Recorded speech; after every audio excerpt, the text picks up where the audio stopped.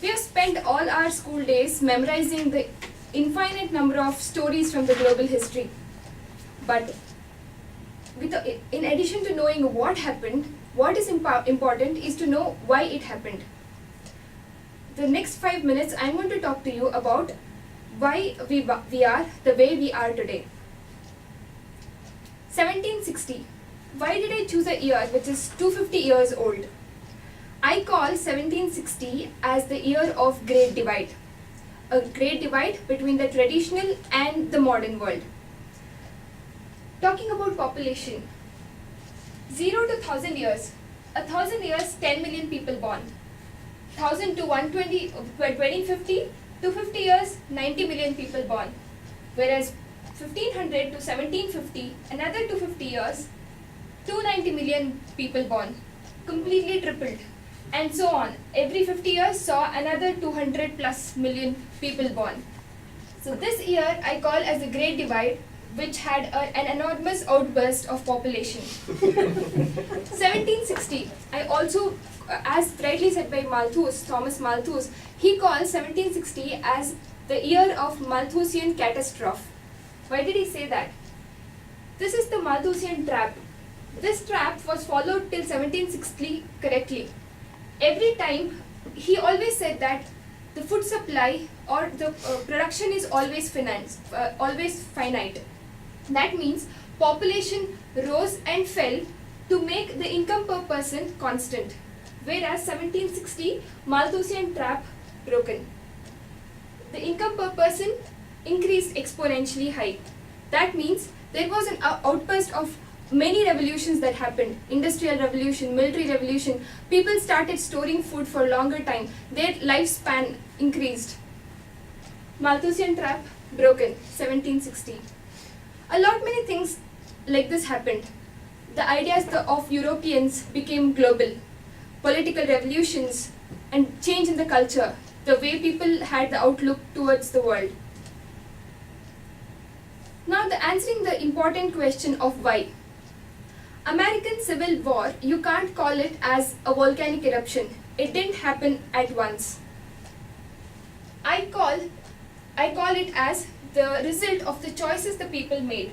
People had situation, they named it as the problem, they found a solution which gave them another situation.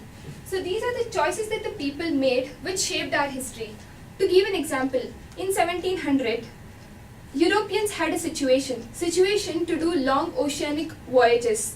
It was easy for them to measure latitudes, but when it came to longitudes, they had to measure the time very precisely. This made them the best clockmakers in the world. So they used the situation appropriately to become the best clockmakers in the world. A lot of revolutions happened this time, but only a set of people took the advantage of these changes that were happening. And these people were called as introverts by the historians. How do you say who are the introverts?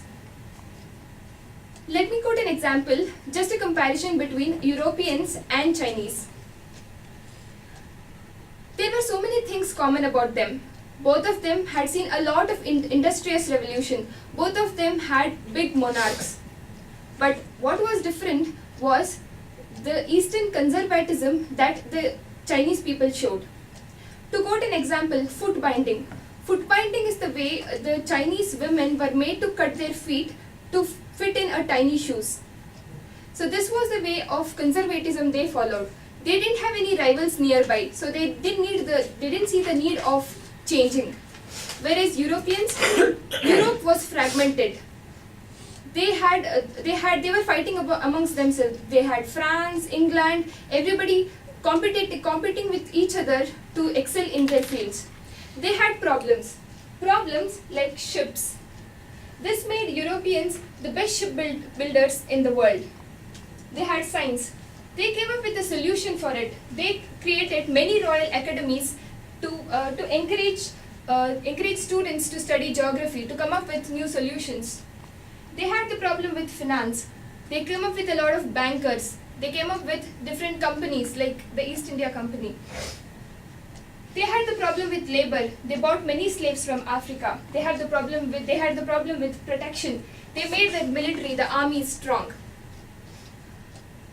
A lot of problems, situations solved.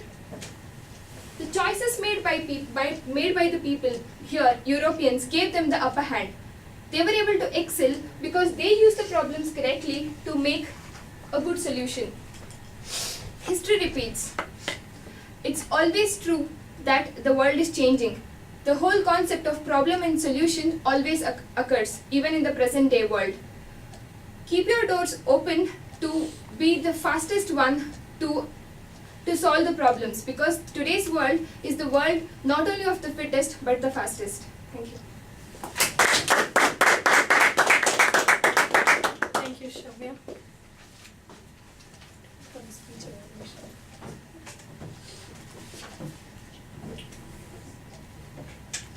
Good.